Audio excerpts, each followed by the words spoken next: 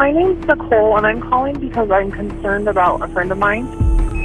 I dropped her off at her house at 2 in the morning last night, and I haven't been able to get a hold of her this morning. I've gone to her house, and her car's there. She won't answer phone calls. She won't answer text messages. What's her name? Shanann. So how you doing? How's it going? There was no note or anything? I don't know what to do right now. I don't know what was going on with Chris. I'm worried sick. This is The person in this room that knows what the truth is. And in about 5 minutes, there's going to be 2 of us.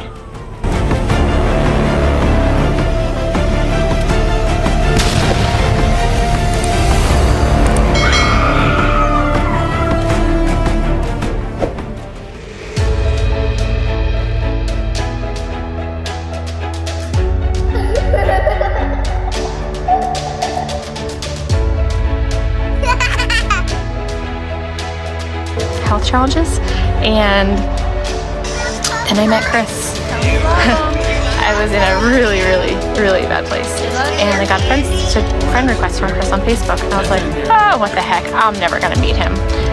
Except, one thing led to another, and 8 years later, we have 2 kids, we live in Colorado, and he's the best thing that has ever happened to me.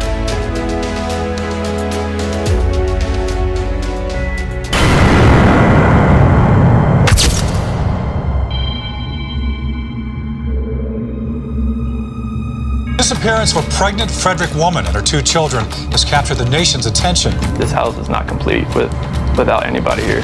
We see a lot of horrible stories where a husband kills his wife, but this one's different. The summer of 2018 should have been a joyous one for the Watts family. Husband Chris Watts, then 33, and wife Shanann, 34, just found out they were expecting a son to join, 4-year-old Bella and 3-year-old Celeste, in their suburban home of Frederick, Colorado, about 27 miles north of Denver. As the family balanced Chris' job as an operator at Anadarko Petroleum and Shannon's frequent business travels for the nutrition supplement company Levelum, their lives centered around their daughters, as shown in Shanann's frequent Facebook posts. From the outside, they appeared to be a happy suburban family. But Shanann's friends had recently started hearing about trouble in paradise. Still, no one could have ever guessed the chillingly brutal murders that were about to put an end to their happily ever after. Here's how it unfolded. We did it again. Really? Really? That's awesome. November 3rd, 2012, Shanann and Chris marry.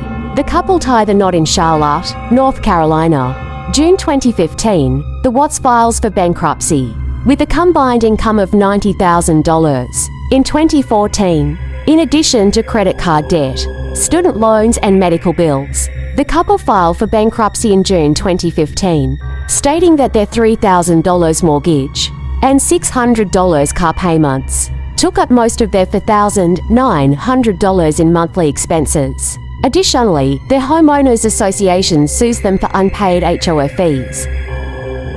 June 2018, Chris starts talking to Nicole Kessinger. Nicole Kessinger works in Anadarko Petroleum's environmental department and would see the operators, including Chris, on the way to the fridge. Chris came by her office and struck up a conversation one day. They have their first meeting outside of the office later in the month. July 2018, Chris starts a physical relationship with Kessinger. According to the Denver Post, Chris sees Kessinger about 4 or 5 times a week, and they start a physical relationship in early July. He tells her that he's almost divorced. Later that month, while Shanann and the girls are out of town in North Carolina, he tells Kessinger the divorce is final. Insider reports that Kessinger goes to Chris' home for the first time on July 4th, and they have their first phone call. On record on July 7th, they also go on a date to Shelby American Collection Car Museum on July 14th and spend the night at Great Sand Dunes National Park on July 28th, all while his family is away. On July 30th, he gives her a love note before joining his family on vacation. July 31st, Chris flies to North Carolina to join his family. despite it being a family vacation. Texts that Shanann forwarded to a friend show signs of trouble between the couple. Further messages also show that there was tension between her and Chris' parents. August 4th, 2018, Kessinger shops for wedding dresses online, just weeks after they started talking. Kessinger's cell phone data shows she looked at wedding dresses online for 2 hours. August 9th, 2018, Shanann leaves on business to Arizona. After confiding to friends about her troubles with Chris, she texts a friend that she and Chris had their best talk yet. Before she leaves on her trip, she even drafts a handwritten letter to him. August 11th, 2018, Chris hires a babysitter and goes out with Kessinger. While Shanann is away, Chris gets a babysitter, saying that he's going to a baseball game with co-workers, but goes to a bar with Kessinger. August 13th, 2018, 1:48 a.m., Shanann returns from her business trip. In the wee hours around 2 a.m., friend Nicole Atkinson gives Shanann a ride to her home on the 2800 block of Saratoga Trail after she returns from the business trip. August 13th, 2018, Chris kills Shanann and their daughters. Chris wakes Shanann as he's getting ready to go to work and wants to talk about their marriage and future, according to his later confession. Despite Shanann carrying their unborn son, who they had already named Nicole Lee, he tells her about his affair and that their marriage won't last. Shanann replies that Chris won't see the kids again, and he strangles her to death. Bella, who was 4, comes in and asks what's wrong with Mom, and Chris wraps Shanann in a blanket and carries her to his truck. He puts the 2 kids in the backseat and drives to his work site. He then smothers Celeste in the backseat and puts her body in an oil tank and does the same with Bella in another tank. Chris also buries his wife's body in the ground nearby, as he later confessed from prison. August 13th, 2018, 5:15 a.m., Chris claims he left for work. Chris later tells Denver ABC affiliate, "I left for work early that morning, like 5:15 to 5:30, admitting that he and Shanann had an emotional conversation. Tonight, police issued a missing endangered alert for Shanann Watts and her 2 daughters. Her husband says she's been missing since Monday morning. I hope that she's somewhere safe right now and with the kids. I just want them back. I just want them to come back. And if they're not safe right now, that's what's tearing me apart. Because if they are safe, they're coming back. But if they're not, this has got to stop. Like, somebody has to come forward. August 13th, 2018, 1:40 p.m. Atkinson grows concerned and contacts local police. Later that day, Atkinson becomes worried when she doesn't hear from Shanann. "I called her and texted her several times," she says. "I knew she had a doctor's appointment that morning because she's pregnant. She didn't show up for it, and I was even more concerned." Shanann is reported missing at around 1:40 p.m. Atkinson calls the police, who do a welfare check. Shannon's phone, keys and purse are found at the house. According to the news stations, husband Chris says, "She said she was going to a friend's house with the kids, and that's the last thing I heard. And that was it? It was very vague." August 15th, 2018, Chris pleads for his family's return on the local news, as the Colorado Bureau of Investigation issues an endangered missing alert. Chris talks to Denver's ABC affiliate and pleads for their return. "Shanann, Bella, Celeste, if you're out there, just come back. Like, if somebody has her, just please bring her back. I need to see everybody. I need to see everybody again. This house is not complete without anybody here. Please bring them back." August 15th, 2018, Chris fails a polygraph test and admits to killing wife, falsely blaming her for smothering daughters. The FBI joins the search for the missing mother and daughters. Chris fails a polygraph test and confesses to his father, Ronnie, and then officials, that he killed Shanann, but falsely claims that the reason for his murder was because she had smothered their daughters. August 16th, 2018, Shanann, Bella and Celeste's bodies are found.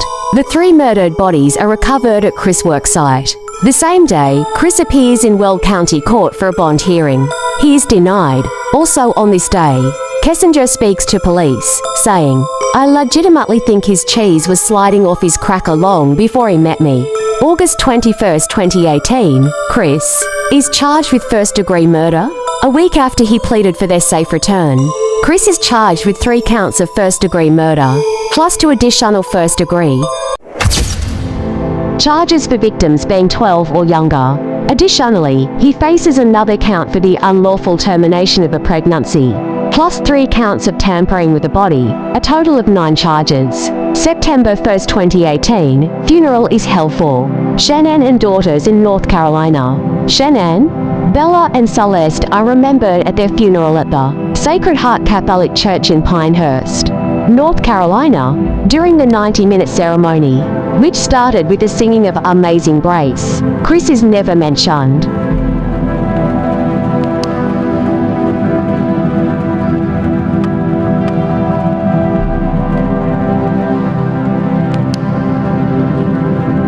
Christopher Watts has pleaded guilty to killing his pregnant wife Shanann and 2 young daughters, Bella and Celeste, and their unborn son Nico. November 6, 2018, Chris pleads guilty to all 9 counts. Chris appears in court, pleading guilty to all 9 criminal counts. Shannon's family requests that the death penalty not be sought. Mr. Watts, why did you kill your wife, 2 children? November 19, 2018, Chris is sentenced to life imprisonment. The murder spree, perhaps the most inhumane and vicious crime, issuing 5 life sentences without the possibility of parole, including 48 years for unlawful termination of Shannon's pregnancy, and 36 years for disposing of the bodies of his family. Shannon's parents filed for wrongful death against Chris. December 3, 2018, Chris is transferred to a Wisconsin correctional facility. Due to safety concerns, Chris is moved from Colorado to Dodge Correctional Facility in Waupun, Wisconsin. February 18, 2019, Chris confesses to killing his daughters. In a detailed explanation, in a 5-hour interview from prison, Chris recounts the harrowing details of his young daughters' final moments and confesses to killing them and disposing of their bodies. This was like the epitome of being angry, the epitome of showing a rage, the epitome of losing your mind, he said, even admitting that older daughter. Bella asked if he was going to do the same thing he did to his sister, and that the 4-year-old tried to fight back. November 18, 2019, Chris is ordered to pay Shannon's parents $6 million, almost a year after Shannon's parents filed the civil suit. Will County Judge Todd Taylor rules that Chris owes Shannon's parents $6 million. That's $3 million for each death and $3 million for emotional pain. The amount will grow with 8% interest. While they'll unlikely get any of the money, it prevents Chris from profiting from the murders in any way.